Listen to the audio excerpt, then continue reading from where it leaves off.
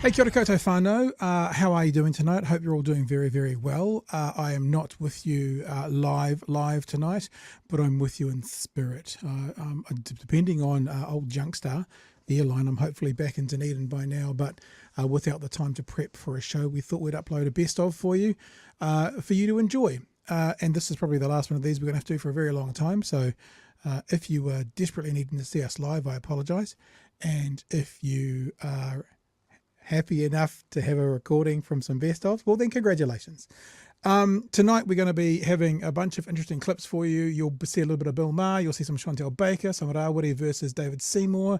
I've got to throw some Sean Plunket in there as well, some Jeff Duncan talking about politics and more bits and pieces through the night as well. Really good lineup of clips for you to see tonight. Back again tomorrow night from 9 p.m. Until then, though, this will be your best of for tonight. I hope you enjoy it as I rush out the door to the plane. And I want to say thanks to all our patrons. Thank you for being involved. Thank you for being on board. Thank you for being our OGs and helping us do what we do and getting it out to the, I was going to say masses. I don't want to big up ourselves, but the masses compared to when we started, that's certainly sure. I hope you've had a good day. I look forward to spending the rest of the evening with you virtually. And if you're interested in being a patron, then you can get involved by heading to patreon.com/Big Hairy News. And of course, if you want to get involved in our monthly drops for merchandise, we'll talk more about that towards the end of the show, but that is at bhnshop.nz. But for now, thanks again to our patrons. Love having you on board. Thanks so much for being a part of what we do. And let's get into the best of for tonight. There was one interesting part from this, and it's because we talk about like the left and the right, and we're critical of the left and the right, and we're critical of some on the left. Like I think the when you think about a political compass, which is both left and right, like you should say kind of progressive conservative, and it's also authoritarian at the top and libertarian at the bottom. I think authoritarian liberals are more closely aligned with authoritarian conservatives than they are with libertarian liberals. Like I actually think there's a better connection across the authoritarian line and the libertarian line. So I think there's a better horizontal connection than there is a vertical connection. So someone who's on the left and down the bottom near libertarian probably can find easier ground with someone who's on the right and libertarian, maybe not far right and far left, but more center right, center left, than perhaps they can with those who are on the left and more authoritarian. So we've talked about this a lot, right? And Bill Maher was asked as a part of a conversation where he sees the left right now. And he talks about him as the left. And he's obviously 60 or 65 or whatever he is. And he's been a lefty for a long time. But there's a lot of criticism of Bill Maher. There's a lot of people, especially young progressives in America, who think he's basically, a boomer conservative. And this is this idea about the next generations being more progressive. But he makes an interesting comment, and I think it's worth delving into. We may not delve into it very much tonight because we're going to run long, but I think we might pick up on this more and more and more because he talks about like his form of leftism, what it is now on the political compass. And that's what we're going to have a listen to.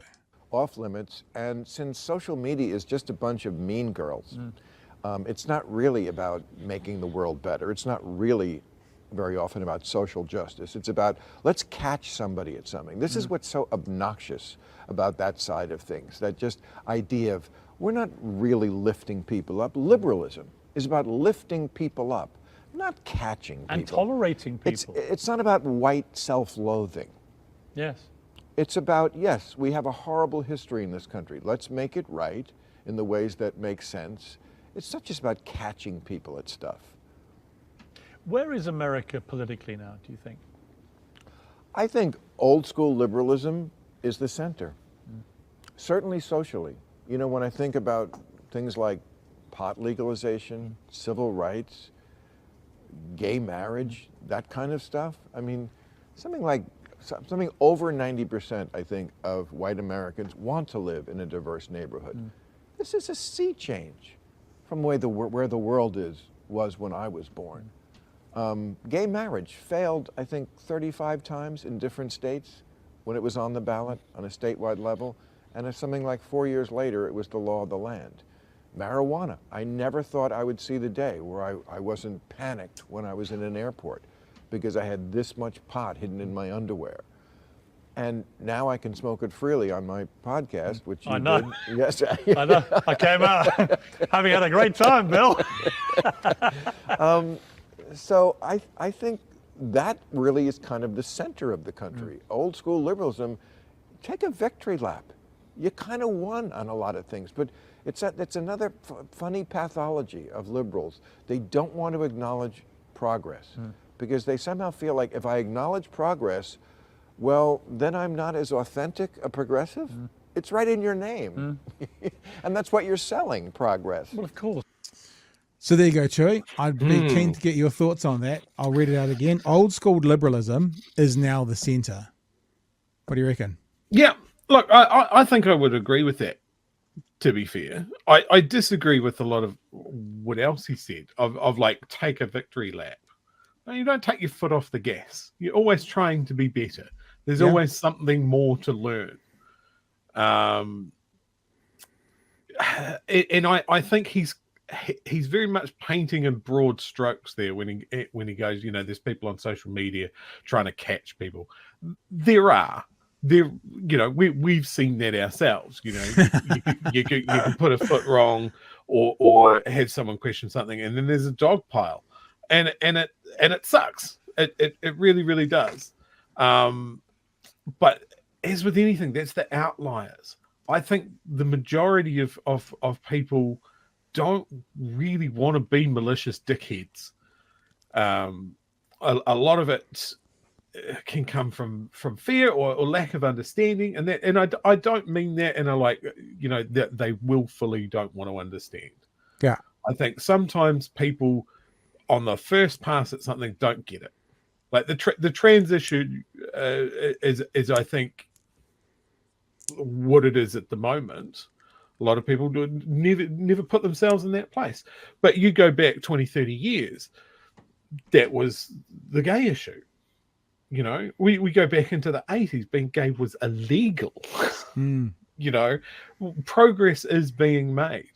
But yeah, when that progress is made, eventually it becomes normal. People don't think about it anymore. So it does drag into the middle. I think that's what he's saying. So those radical lefties who are fighting for gay marriage, for, you know, legalizing pot, for, I don't know, livable wage, all those sorts of things. Yeah, they won their battles. Integrating. They won, but now the reason I think he's saying, the way I hear it, is the center, is that's what even gun control, if you look at all the stats around gun control in America, the majority of Americans agree with that.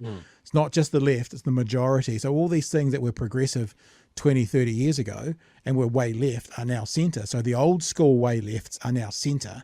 And I guess it's now talking about what are the new school way lefts now that they have this conversation, and where is that going to end up? And, you know, because you can probably look back, I can't think of anything off the top of my head about the old school way lefties. There's probably stuff that they tried to do and attempt and get through stuff that did fall away and didn't become the center of today. Whereas there is stuff that would actually be really interesting to kind of figure out. Yep. What 20 or 30 years ago was the lefty lunatics trying to really get through that then eventually just tutued away. Because that means that if that is the case, there is some stuff right now that the way lefties are trying to push through that will tutu away, and there'll be other stuff that becomes the center. Yeah, absolutely. I think it kind of plays into that old adage of like you get more conservative as you grow older. And I think I did see a chart or an explanation that says like the generations that are coming through now are going to buck that trend. Like the Gen Xers and that sort of thing are not becoming more conservative as they get older. They're becoming more radicalized, and especially in America. Do you know what it is? I reckon I can clear this up. And I've talked about this a couple of times before, but I've come up with a new part. I disagree with that statement. I always have. And it's not that the older you get, the more conservative you get. It's that the younger generations are more progressive.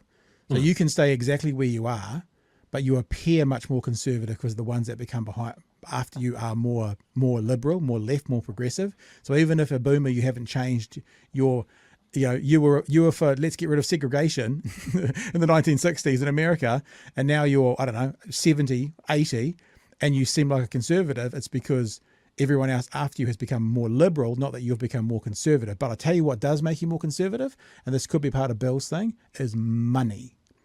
I reckon that it's not the older you get, the more conservative you get, potentially.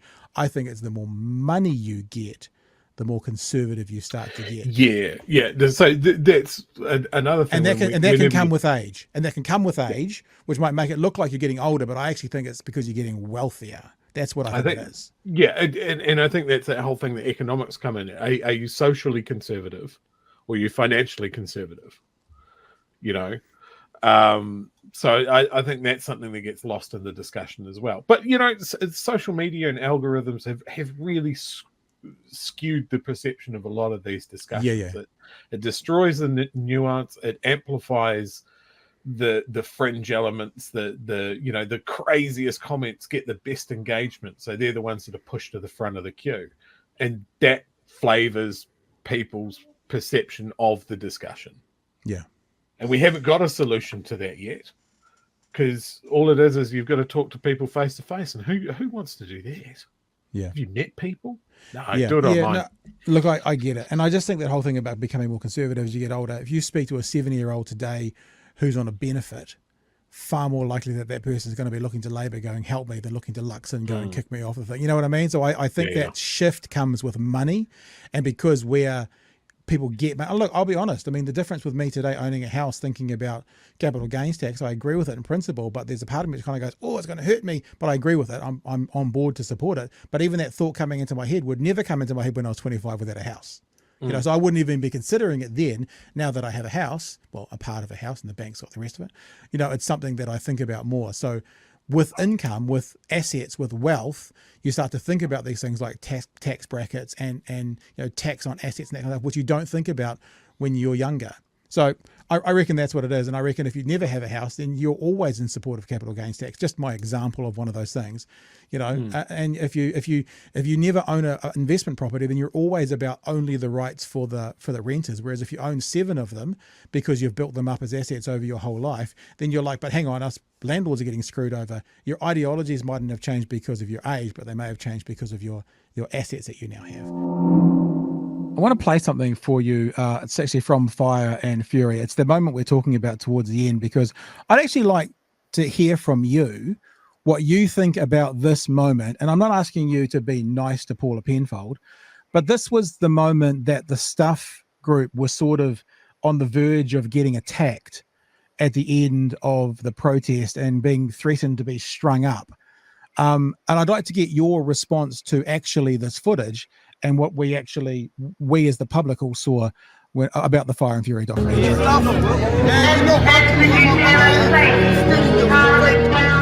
When people hear repeatedly that journalists are paid off agents of the state, this is how they react. Guys, we don't need your fake news. This is real news. Maybe you should go stand. Maybe you should go get a taste of what the cops are doing about me. I don't care what you guys say. Go. I've read this up before. Like, what are you documenting? Oh shit! I made this shit stuff. We're documenting stuff. And I've seen a lot of footage, a lot of photos on Stuff that's rubbishing my people here. That's been here since day one. Cool, mother. I don't care.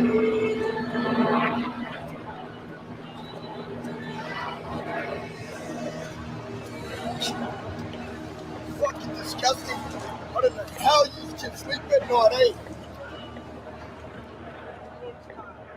How you put your kids to bed at night with your comfortable.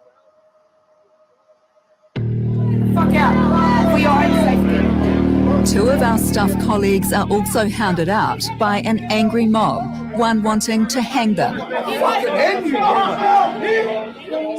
And as the protest becomes a riot, Chantelle Baker trains her camera on us. Mainstream media, you started this. It was your propaganda that caused this. Your propaganda caused all of this. I'd be really interested in your response to that. I mean, honestly, yeah, I do think that mainstream media caused that, because I think if the media had done their job and come out and said, actually, we shouldn't vilify people, we shouldn't segregate people, it's wrong, we've seen the history books say that this is not the right way to go, this wouldn't have happened. I think if the media had put out articles saying, actually, Jacinda, don't send the police after the people, just make sure you have a conversation first before you guys do anything violent, it would have changed the entire rhetoric of the protest. People would have been so welcoming. Do you honestly believe if the people within the village was not a safe place, as you've acknowledged, for journalists to come, that the government, and I mean the people, Jacinda Ardern, her ministers, could have possibly had a conversation with any of them? If they're a security threat to journalists, how do you honestly sit there and say, oh, but the Prime Minister should have just come out and talked to them? Like, honestly, I mean, it sounds insane to me. Hold up. There was a group of people that met with the police commissioner, the Human Rights Commission. There was about 3 what we'll call leaders that met with them, people from the Health Forum, the Voices for Freedom, and they had an amazing discussion. It was all filmed. That conversation easily could have happened with a member of cabinet present as well, but they just did not want to have that conversation. And you also have to remember that if people have been mentally tortured for multiple days, at that point, by the time that footage was taken, I think they were at least 2.5 weeks in, of course they're going to react badly. Absolutely. I think if you had gone down to that protest and lived what those people went through for 2.5 weeks, you would react badly as well. So am I saying I condone threats? No, absolutely not. Well, can I just offer, sorry, when you say basically there's a reason they acted that way, what you're actively doing is condoning it. You're giving them a reason for doing it. Chris Hipkins is now the driver of this Labour vehicle, and he's got it going very, very fast in reverse.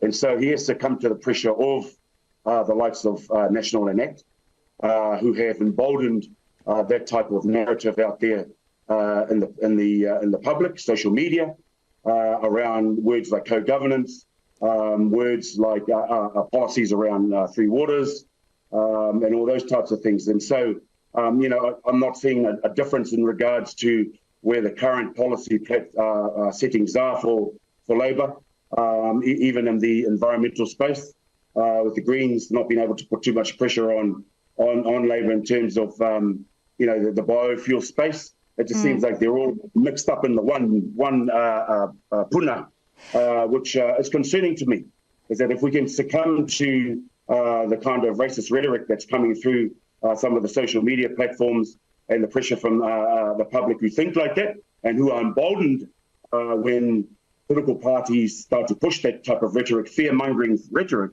it puts more, I think, public pressure on those Māori leaders who are pushing to get a more equal and equitable balance when it comes to decision making here in Aotearoa. Rawiri, we understand actually that David Seymour is on the line now and can now hear our discussion. When you're talking about political leaders and racist rhetoric, are you speaking about what David Seymour has said on co-governance? Oh, absolutely. And so the ACT and National Party have both been pushing a fear-mongering campaign against co-governance, which actually puts a lot more pressure on. Taihua there, Rawiri, why don't you tell us one moment, David. Excuse me. If we can just let David respond, Rawiri. Very serious accusation to make. Rawiri, if we can just let David respond, and I'll come back to you. David? Thank you. Rawiri, to say that somebody is racist is a very, very serious accusation to make. What specifically? I said you're pushing racist rhetoric. Well, thank you. Now, if you could stop interrupting, what specifically is it that we have said that you think is racist rhetoric? Oh, look, I'm not going to get into the nits of that, David. You can work that out. But what's happening is that those of us that are out there trying to push for a more equal, equitable, fair and just society based on Te Tiriti o Waitangi have had to do this because there is a big pushback. But Rawiri, in the announcements yesterday, can I just say that in the announcements yesterday, you speak about National and Act, but actually it's this Labour government who have signalled that actually co-governance appears to be getting ditched. They haven't actually said that, but they have said that any change to the structure of Three Waters will include a change to governance structure. Yeah, absolutely. And that has come from the pressure of those who are pushing that type of rhetoric. And so, what type of rhetoric going on exactly? Hang on, David, I gave you an opportunity to speak. Be quiet, please.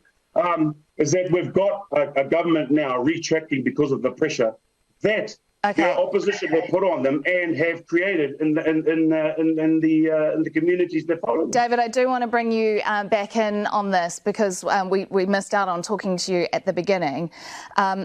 Broadly, I mean, feel free to respond to Rawiri, but also broadly, your reaction to the culls in general and whether this is going to have an impact on cost of living pressures. Yeah, well, first of all, I think what we just heard is very, very interesting. You've got somebody who says they're committed to racial equality, who makes wild accusations all the time, and you say, well, what exactly have we said? What exactly have we done? And he says, I couldn't get into the nitty-gritty, you work it out. And I think that was a very telling exchange, and I think people should think very carefully about Rawiri Waitit and what he's really up to. As we say previously, guys, we often commentate on the commentators. It's sort of one of the things we do. And I did want to show a little bit of a clip. And actually, Piri and Seymour did something really interesting. And I was wondering how this would play on the other end. But what they did was they actually recorded the conversation that they had with Sean Plunket as well. Now, I wonder if, you know, sometimes you see with Tucker Carlson, someone records the conversation and then it goes to air differently. I wonder if that was part of the rationale or reason for doing it. This is a little bit of the watching the people who are watching or commentating on the commentators. Now, we talked about Sean Plunket and David Farrier just yesterday, yeah? We talked about Sean Plunket getting, it would appear a bit unlikely from Mr. Organ, the release of family court documents that he then disseminated to the public that then caused some of those people hidden in that document to have their names released. Now, that will be interesting to see whether that goes before the courts and that Mr. Plunket has to spend some of that sweet, sweet public money that he's a beneficiary from on defending what he has done. And before anyone says he gets no public money, if you haven't heard the rationale, his funders get $300 million a year from the government. His funders get $300 million a year from the government, and then they fund him.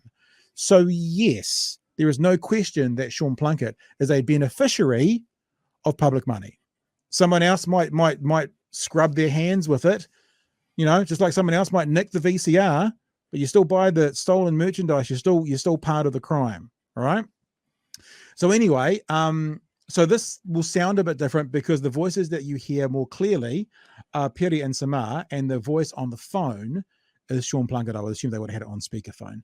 And I just wanted to play this bit because Mr. Plunket sets himself up as sort of a journalist, and he sets himself up as someone who, you know, you can send leaks to and he'll disseminate them. When anyone else seems to have information that Sean Plunket doesn't like, all of a sudden, how dare they have that information? How dare they have access to that information? He must tell them right now where that information came from. Yet it's exactly what he does all the time. Let me play you a couple of minutes of this conversation. And this is where they're talking about the kaumatua at that Orewa meeting being berated by people, right? That made me angry. That's part of the conversation. And note, Mr. Plunket is more concerned when it's someone else's information as to how they got it, rather than the information itself. No, if you look at the video of this kaumatua during the Q&A session, speaking as calmly as you've ever seen anyone speak, and then to see him, who took the video? And then to see him shouted down. With you, and how did you get the video? What? Sean, in that video, he was asking a question. Who took the video, and how did you get hold of the video? Sorry, I'll just finish. Simple question. The kaumatua was speaking at the Q&A session. Who took the video, and how did you get hold of the video? The video was taken by another member at the attendee of that meeting. I'm not sure what. Who was aligned with you? Is it illegal to take videos at public meetings? Yes, okay. No. So what no, is now Sean, please. Look, I'm happy to answer your question, Sean. This is infiltration of a meeting with someone else there to film it. Literally, Sean, I'm happy to get this person to speak with you as well. I've never met them in my life. They sent us. See, this is what Plunket does. Now, Piri is defending something that shouldn't be a conversation. Yeah. Piri is having to waste time saying, look, we'll get them. It's like, it doesn't matter how they got it. It doesn't matter who they got it. It doesn't matter whether the person went in under false pretenses or not. It was filmed in a public meeting and given to these guys. This is not a conversation that needs to happen. But see, what Mr. Plunket decides to do is he decides to filibuster, right, by filling the time with air, rather than talking about the content of the video. When it's not his information, he's more fucking concerned about how they got that video. It is utterly disgusting. The video, because this kaumatua was abused by a supporter of Julian, and they were concerned. And then if you look at the comments that have come through on this video, thousands of comments that people being disgusted seeing this disrespect to this kaumatua. And that's not the only thing that I want to say in terms of Julian's disrespect to kaumatua. Okay, and I'll give you a chance to do that. But righto, I want to go back to Julian for a moment. You will get another chance. And you'll be surprised, Chewy. Don't trust me, I'm not going to put everyone through that. At no point in this whole conversation around co-governance with the Julian Batchelor did Julian Batchelor get talked over, shouted down, questioned. None of those things. It's really funny, how Piri and Seymour were the ones that seem to be, shouted at, talked down to, talked over. I don't. Maybe it's just a coincidence, Chewy. What do you think? Just a coincidence? Yeah, no, very out of character for Sean Plunket to be an absolute fire hose full of shit. Just absolutely flooding the room with effluent. I mean, yeah, as we said, it was a public meeting. Yeah. Who cares if someone's recording? Of course they're going to send it to someone. Why is this great investigation of Sean Plunket unleashing the fact that somebody can send a video in an email? That's probably what he's baffled about. Actually, that's 100% what it is. He didn't know that you could do it over email. The other thing look, no, let me speak. How does YouTube work? Tell me now. Today's episode is brought to you by BHNshop.nz. Yep, that's right. Big Hairy News has merch that enables you to both support what we do and allows you to voice your political opinions via the international medium of clothing. Head to bhnshop.nz for this month's drop of either If the Left Vote, the Left Wins, or Christopher Luxon, not a businessman, just a board member, with free delivery in New Zealand. This month's drop ends July 20th, so be quick and head to bhnshop.nz to make your order and support what we're doing to fight mis- and disinformation this election cycle. That's bhnshop.nz. There's one other thing with this Mike Williams, and then we'll get to the tweets, and then we'll go on to the last conversation, or the text, I should say, is that Mike Williams brought up this very, very important issue. We just talked about history and remembering where we're at and what we're at. They were talking about the policy released on this panel. They were talking about the policy released by National this week about, the reading, writing, arithmetic, reading, writing, science, and whatever the fourth one was, language, whatever it was, and how National wants it all to be, reading, writing, and maths for being an hour a day, that sort of thing, because it's based on the yardstick which is taken at 15 years old of who can and can't do what, right? So our 15-year-olds are in a terrible state now, we're being told, compared to where they were. Mike Williams makes an incredibly important point that I think needs to be repeated again and again and again and again and again. Maybe we'll put it on our soundboard, and again and again, by every journalist speaking to the National Party about their policies to do with schooling, and again and again and again. And this is what he said. Young enough. A point here. Right. Fran is quite right. We're slipping down the OECD ratings when you look at 15-year-olds. Now, a 15-year-old's formative reading and writing learning period was under National. They created this problem with their national standards, and what they are trying to do is revive that. It doesn't work. You can't rigidly tell teachers what to do. We're too diverse a society for that. Let me reveal that I spent the first 6 years of my working life as a school teacher. So I was absolutely incensed at this policy, and the fact that people didn't notice that it was National who largely caused the problem we're now dealing with. So that could not be said more clearly. Yep. And it needs to be repeated again and again and again and again and tweeted. I'm sure if we tweet this to Calvin Morgan, it'll get 100,000 views. That seems to be happening with tweets that we send him. And again that Mr. Luxon and the National Party are pointing to 15-year-olds today and talking about where their level of competence in the academic scheme are. All the teachers that we've been talking to and principals that we've been talking to are saying we told them this 10 years ago, the National Party, that this would be the path for national standards. They put national standards in. They instituted a new way of learning in the 15-year-olds' formative years. Those 15-year-olds are now failing, thanks National. Whereas the narrative National is trying to spin is, look what's happening under Labour. Hang on. When these kids were supposed to learn reading, writing, arithmetic, and those kinds of things, it was under you guys and your national standards, which the whole education industry said don't do.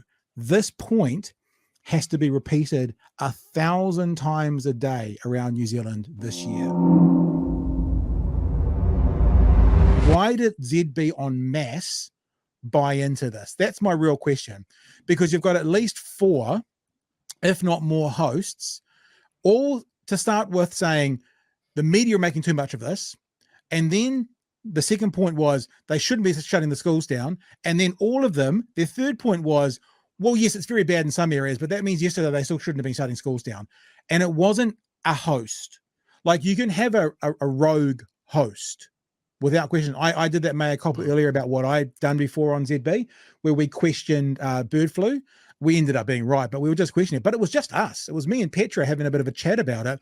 It wasn't a theme through all the major day parts. It was a couple of part-timers on a Sunday night. This is a theme through all the day parts.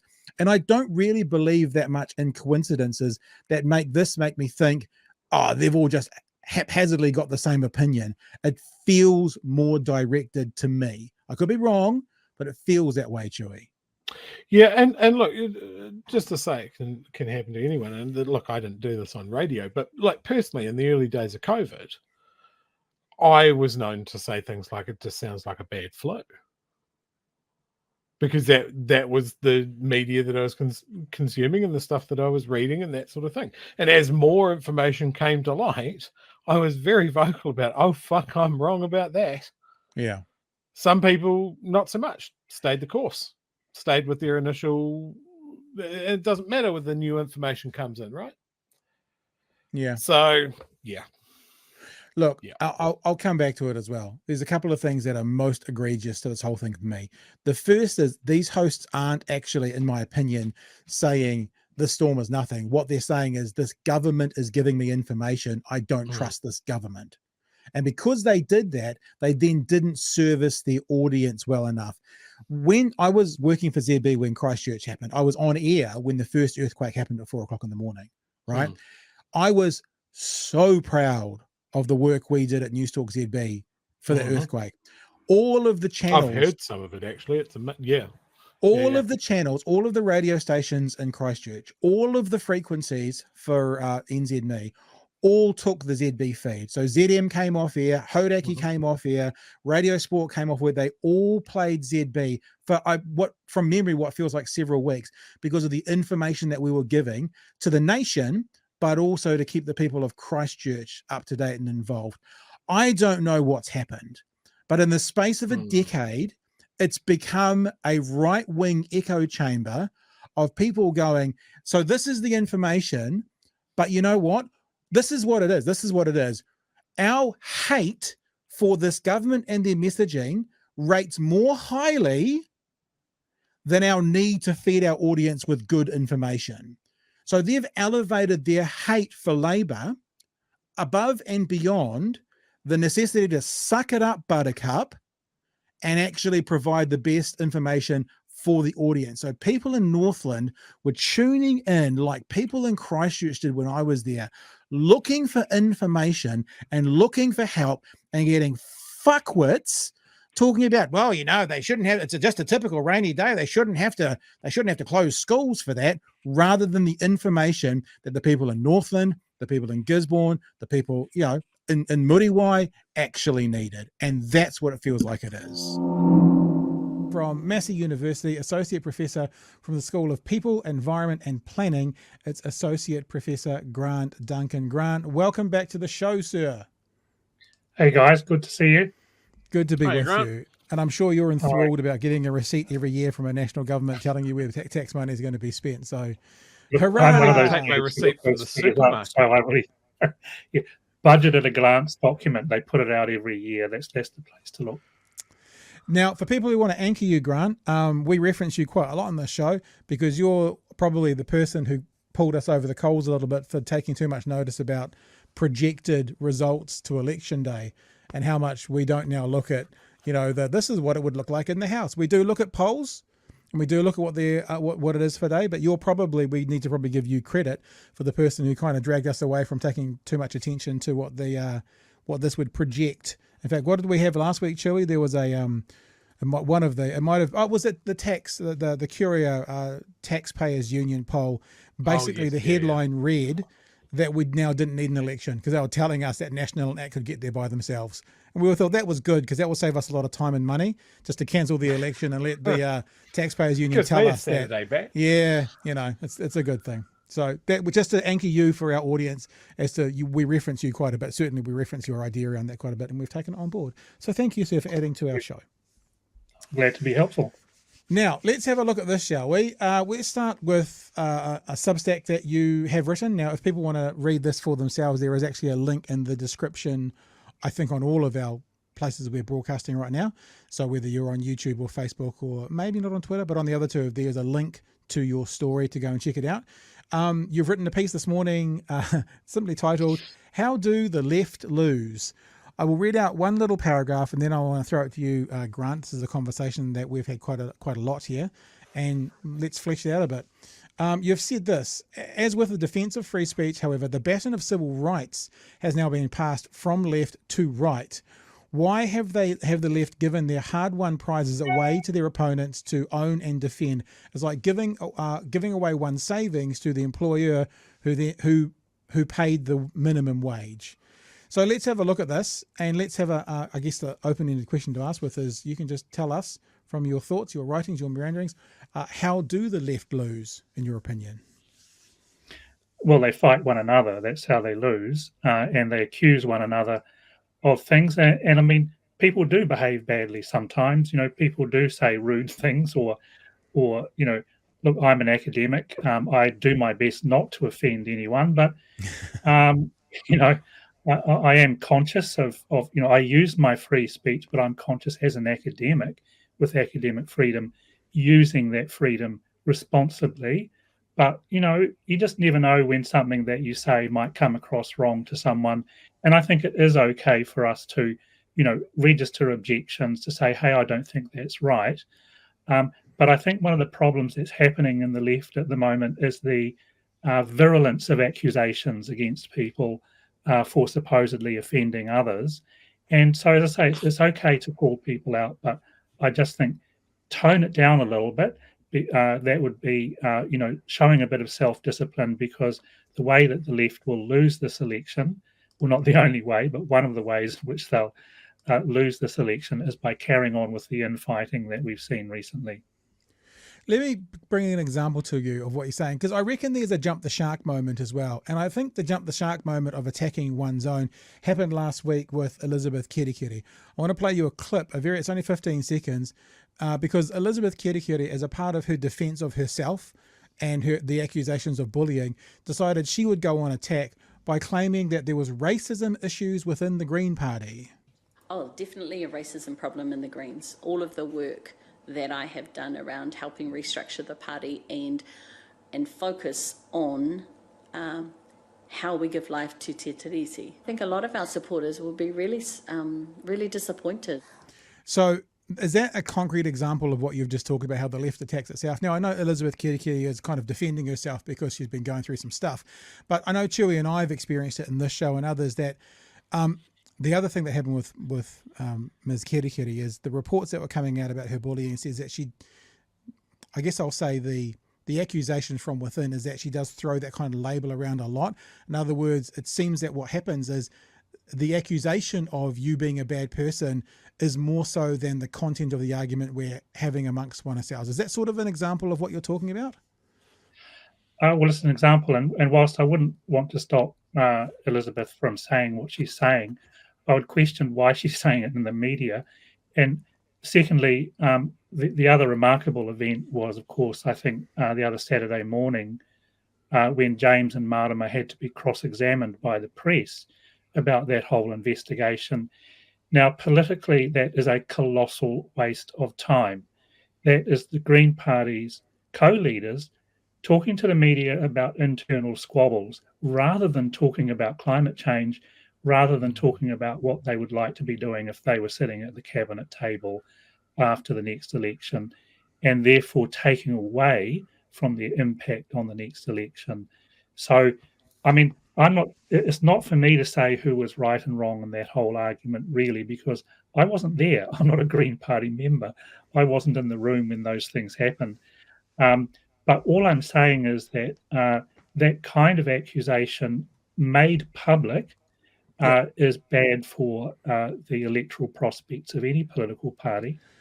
It reminds me a little bit, and I'm still not quite sure whether I believe this, honestly, but I remember hearing that apparently, I'm still shaking my head in disbelief, but I heard that a lot of left-wing NGOs and lobby groups in Washington, D.C. nowadays, their management is spending most of their time dealing with internal complaints of one staff member against another and that kind of thing.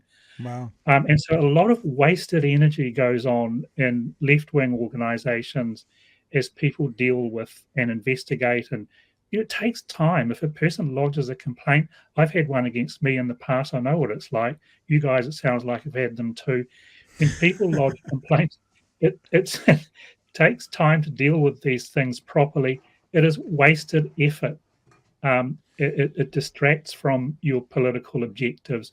And of course, it costs your organization money that you could be, and time that you could be spending on something more productive. The reason I reference this as a jump the shark moment as well is, I mean, as you say, we weren't there, we don't know the full truth, but if you were to list off all the political parties and statistically put, where do you think racism is going to be active? I think the Greens would be at the bottom of the list. And I feel like that Elizabeth Kirikiri's comments have got no traction. And I wonder if that's because everyone can kind of go, look, it's okay if you're angry or upset or but look, we're not really going to buy into that, at least that argument. It feels pretty unlikely that party would be the place for. I was going to say as well, Grant, you're right about when we have complaints but we've got a new system. I can show you our new system for complaints here, Chewy. It's this. This is our new system for complaints. They go in here. So from now on, our complaint system is pretty streamlined, wouldn't you say, Chewy? That's new. I assume you bought that over the weekend. Any thoughts you want to check out there, Chewy? Yeah, they're easy. You just do this and then you do that. It's harder to do this, so if it's on Twitter, you've got to kind of crush the screen. It's a bit more difficult to screw it up. But what are your thoughts, Chewy? I mean, my thoughts with Elizabeth's comments there is obviously, famously, the Green Party seems to be a hive of racism. But then I thought, well, hang on. There is also... There's a lot of white lefties and a lot of white greenies, and there's also a lot of performative behavior in those groups of like, of course we follow the treaty, of course that's not even up for debate. But so I wonder if it's that sort of aspect that she's speaking to. Again, I'm not part of the Green Party. I haven't been privy to any of these meetings or anything like that. I would love to know what examples and what people she's talking about, but obviously we're probably not going to hear about that. Yeah, but yeah, I agree. It's there's a lot of energy. I mean, this story would have died on the vine if the Greens behaved like any other party and went, it's internal, move on. Yeah. Do you want to talk about our policy that we're bringing? Yeah, it shouldn't be in the news, and we shouldn't be talking about it now. It should have been kept internal. Yeah. Back to your article. Let's have a look at another party article. This is what you say. In left social movements today, and I guess that's like whether it's an NGO, if you just spoke about, or a political party, the principal aim seems to be preemptive accusation against somebody, supposedly offending somebody else. You know, we see that a lot in the media. Like someone will take umbrage for something that someone, let's just pick a comedian out of the, but someone will take umbrage for something the comedian has said about another group of people when they're not part of that group of people, which I'm not saying is a bad thing, but that's what I think of when I read what you've written there, against somebody supposedly offending somebody else. And hence the prominent gesture is the pointed finger. The pervasive effect then is fear, the fear of being accused and cancelled. To avoid being cancelled, one accuses the other first. So before you can get me, I'm going to fucking get you. That's the game we're playing. If this is the best that the political left now hopes for, it may be because they've lost hope for collective action and a better future. Can you expand on that, what you mean by that? Oh, I think Barack Obama put it nicely, didn't he, when he talked about the circular firing squad, where the left forms a circular firing squad and they shoot at one another. They lose sight of the target. Now, I'm not denying that people sometimes say offensive things. That happens, and we can deal with that like adults, I think. Well, we ought to be able to, and debate things openly. It's not about silencing people. I think all I'm saying really in there is that I think that the left has lost sight of the goals. Okay. And that's why I reintroduced a little bit of history there about the struggles for a universal suffrage, for social security, the huge scrap that we had to defeat fascism in the 1940s. I mean, real fascism as opposed to finger pointing, you're a fascist. Real world fascism, all right? And the efforts that people went to, ultimately partly in defence of the principle of one person, one vote, and free competitive elections, and of course the civil right to express ourselves politically, to disagree with one another, as well as to express dissenting opinions.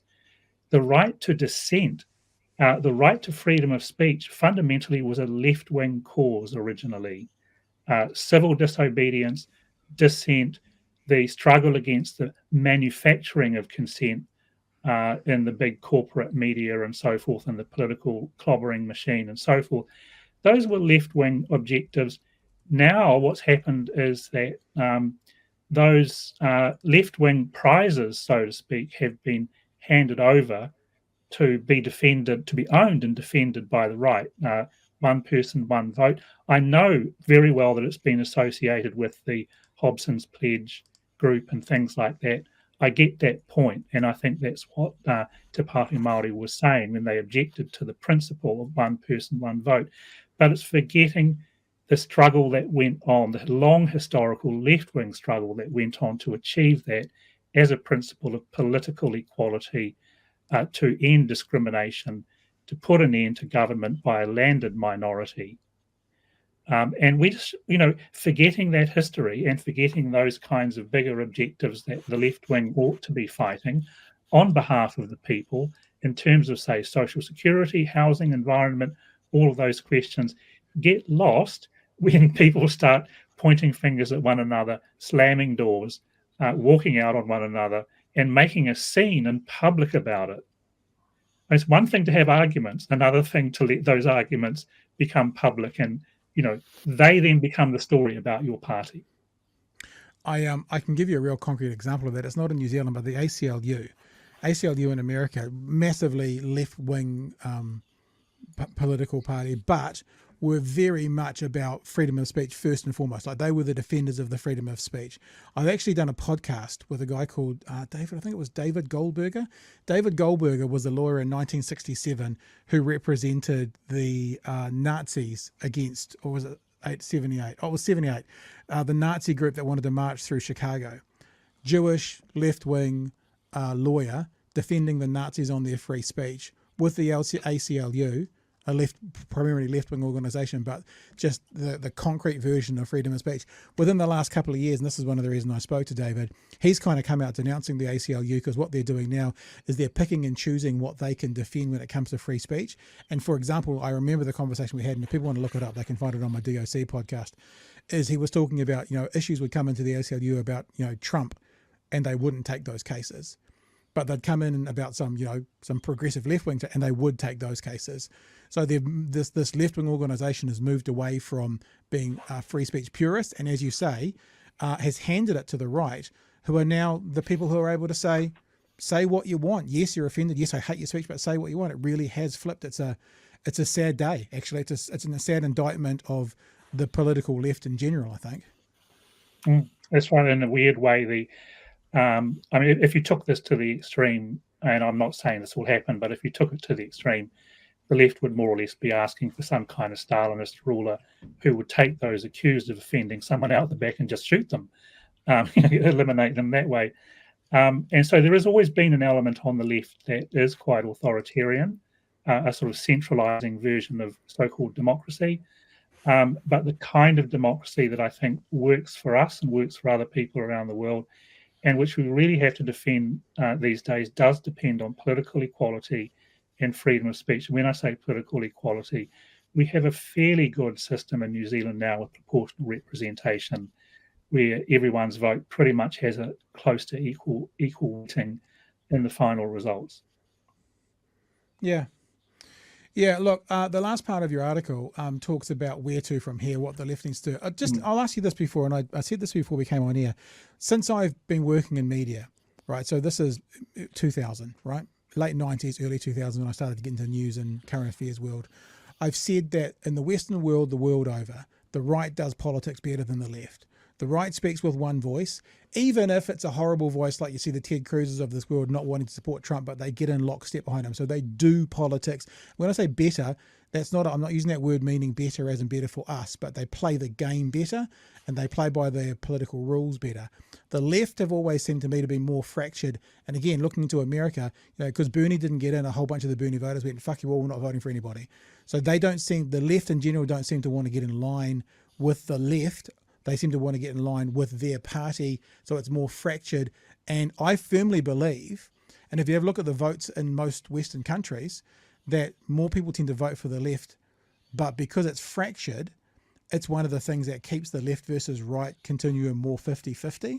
Like if you look at the popular vote in America, the left should have won all bar one of the last, since 1992, since all of those elections. Now they've got a different system, but the idea of the right doing politics better and the left being more fractured, does that sort of line up with what you're saying as well? Because what I hear you doing is talking about the infighting of that, and that speaks to me of the fracture. Is that a similar sort of thought we're going through? Yeah, I think so. I think there's generally a little bit more sort of discipline, and as you say,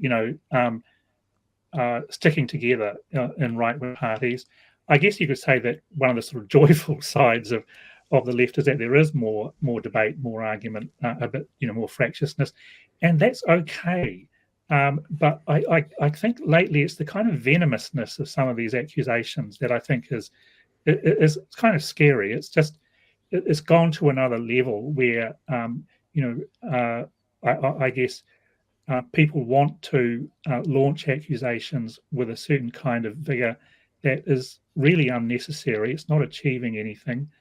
And so, I think you're absolutely right, is that, we know also from quite a lot of research that to a large extent, the preferences of people on lower incomes aren't really sort of filtering through or being met in terms of actual policies of governments, real world policies. The preferences of higher income people tend more frequently to be actually put into action or met in real world policy making. And so the other reason, of course, there's other reasons why the left are up against it. People on lower incomes are less likely to vote. And of course, it's harder to get campaign finance from people on lower incomes as well. And we can see that in some of the campaign finance figures just lately, for instance. So there's a number of reasons why I think left-wing parties are struggling. But I guess my suggestion simply in that article is don't make it worse for yourself by publicly infighting and making the news cycle focus on your accusations against one another. Or I think, for instance, we're making up false allegations about how the principle of one person, one vote is racist simply because Hobson's pledge was using it. Yeah. Yes. As I say, so that's the metric. We've talked about this before, and I think I might even talk about it with you, Grant. But that Antifa rally that I've talked about numerous times in America with the two old people holding the American flag as Antifa went past, and Antifa guys were all screaming racism. And my position was, well, that old couple might be racist. We don't know, but the metric to decide that is not holding an American flag. That's not the metric to decide whether they are or aren't. So screaming it out like that seems to be pointless. Hey, Chewy, I've got one more question about this year, but do you want to jump in with anything as well? Yeah, look, I think a big problem, this isn't so much, I guess, with our political parties and that thing. I think part of the Greens' problem was that they want to really stick to those core tenets of being a transparent party. It was the same with the leadership debate and all of that sort of thing, is that they wanted to see that their processes were open and everybody could see. And that's so different from every other party, which is like, no, you can't see the machinery of what we do, that it sticks out. And then when Elizabeth's gone, she's come out swinging, and she's come out with accusations that no one really expected. I think that, when we've seen other leadership struggles or Sharma, not a leadership struggle, but a bit of intra-party drama. We've got Sharma, we've got Nationals struggles and that sort of thing. And it's gossipy, bitchy stuff that plays really, really well in the news. But then when we're talking about, I guess, in the left generally, I think one of the biggest problems that the left have is the assumption that everybody is at the same point of the journey. And there's almost a performative aspect of it to say, I'm the most enlightened one. I've got all of my ducks in a row, and this person doesn't and must be shunned. Yeah. So that's a really good point, mate. Yeah. I think we need to. I'm a teacher, so I kind of get that not everyone's at the same stage of the learning curve, including myself. And so I would hope that if I screw up and say something that someone thinks is off key, that they'd have a little bit of toleration when they correct me, just as I would do for my students. Because occasionally students say off key things in class.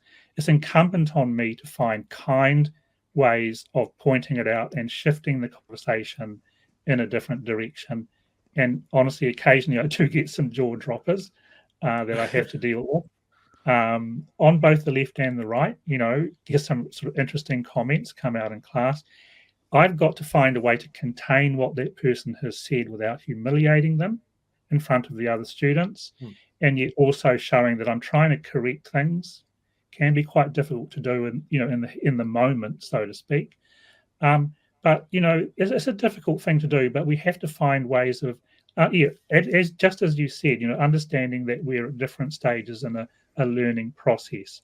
So if someone says something that doesn't seem to be up with the play in terms of where the current left-wing thinking is about this or that, please just extend them a little bit of toleration and care, and try to help them along that journey in a gentle sort of way, understanding that we don't all understand things equally. But it's not even just understanding, because understanding implies that the enlightened person has the correct answer. When we figure out this along the way, and there's lots of things that we're figuring out. And one of the things that's hardest is in this journey of figuring shit out, someone taking authority position of absolute truth does nothing but cause conflict, because we're traveling through this universe together at the moment, figuring things out. And when we get to the end of the part of the journey for this bit that we're figuring out, we'll then know. But people talking in absolutes now about stuff that we're still figuring out, that's sort of what I hear. And I'm not necessarily saying it's for the left. We can say it's for anybody. That's what I hear as one of the big hurdles, because then, of course, when they put themselves up as the expert and they have gospel truth, they can then point to the other person using the finger and going, wrong, you're an XYZ phobe, whatever it is, or you're a XYZ bigot, or whatever the thing is. And as Chewy was saying, I'm the enlightened one. But the truth is, these people often speak of a world in black and white. And I hate to inform them this, but we pretty much live in shades of greys in probably I don't know, I won't put a percentage on it, but I'll just say most of our society is in the shades of grey. So absolutes are a pretty tough thing to handle, especially from people who are on the journey to finding if that truth is 100% right or partly right or wrong. Who knows? Yeah, no, I totally hear what you're saying there, Pat. And what you've just illustrated too is that thing where that virulent accusation is behind it. What I'm saying is that behind it, I have to accuse you before I get accused. Yeah, exactly. You see, that's why I say it's preemptive accusation, because I'm afraid of being cancelled. Therefore, I'm going to come out in front and do that accusation in front of everybody, so everyone can see that I'm onto it. But this is, as I say, this is a kind of intoleration, but also it's, I think, fundamentally a waste of energy, honestly. The last thing you write in your article, and we can wrap up with this because it'll be good to get your take on it, is basically where to from here. Meanwhile, all that the left as a whole need to do in order to lose this election is to carry on infighting. You say, what then might a pathway forward look like? Left MPs need to recall their history and remember that they were elected to and get paid to work for the people and the planet. They could apply at least a modicum of self-discipline and stop the finger pointing and door slamming. I think the thing I love about this paragraph is this bit about working for the people. And I hear that every politician gets paid by the people, but the left seem to have lost that idea of they were originally the party of the factory floor. And those people are, when you say recall their history, is what I think of when I hear the history. Like when Christopher Luxon came out in the last 6 months talking about the CEOs don't like Labor. Here on the show, we said, good, Labor, grab that. And you can say to the National, you guys can have the CEOs and we'll have the factory floor workers. Like they could have actually used that as a way to, as you say, recall their history. Anything else you can expand on for that kind of idea around what the left would need to do, in your opinion, in this upcoming election to kind of get over the line? Well, I guess perhaps I could have added there that actually we're only looking at a minority of left MPs who've caused all of these ructions. Most of them are actually, I think, being quite disciplined. I probably should have added that in. But I've just finished writing a column on the coming budget for the Conversation that'll come out in the morning. And so I'm actually quite disappointed.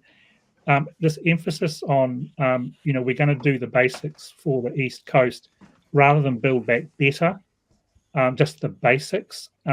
And the budget is going to be all no frills. Now, this terminology, basic and no frills, sounds to me like the lowest possible level of aspiration that you can have. I would almost go so far as to say that these are code words for austerity budget. We'll have to wait and see what it actually contains. But I just find this incredibly disappointing. And you can see that the thing that bugged me was the way that columnists in the media just picked up on this and just repeated this phrase, no frills, over and over again as become the mantra. And people are just swallowing it and accepting it, not saying, excuse me, can we have some bold ideas? Can we have some vision for the future, please, especially from a Labour Party? Can we talk about building a better nation or something, rather than just this really no ambition, no frills, absolute basics? That's all you're getting. And I'm just wondering what some of those, sort of basic rebuilt bridges in Hawke's Bay are going to look like. Are they going to be, why aren't we using this as an opportunity to improve that infrastructure? Future-proof it. I think you've also just vocalised the frustration of many of us for the whole last term. A Labor government that had a majority and could have done anything, could have been transformative. I mean, yes, you can look to point to COVID and say it was more difficult, but they still could have done stuff and they've chosen not to. And now they've come out the back of it. They feel like they have to be bland near the middle to try and get back in again. But I'm with you because COVID for them ended badly. They've now got nothing to hang their hats on to say, look at what we did, because they've been milquetoast. They've done, look, let's get me wrong, they've done very well with COVID overall. No, I don't actually many complaints here, but because that's the one thing that many on the right have picked up to use against them, they have nothing else to then hang their head on and say, but what about this and what about this and what about this, because they haven't used that majority. So I hear you, Grant. Well, no, that is a squandered opportunity. And Robertson has been talking, and Hipkins have been talking a lot about skills and education in the coming budget.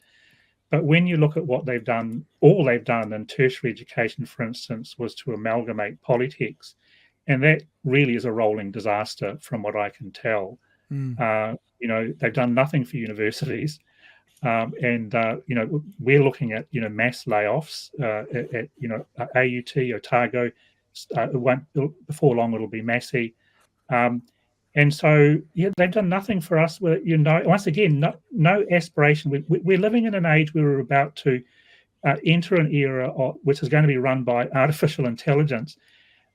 We're not really doing anything. We're not using our tertiary education system to say, hey, how are we going to get on top of this? How are we going to sort of join some of this innovation? But also, how are we going to explore what it will mean to be human, what it will mean to be a good society in this new world that we're going into? We really need to be doing something about that. I don't hear this government saying anything about it. I don't actually hear our vice chancellors talking about it really very much.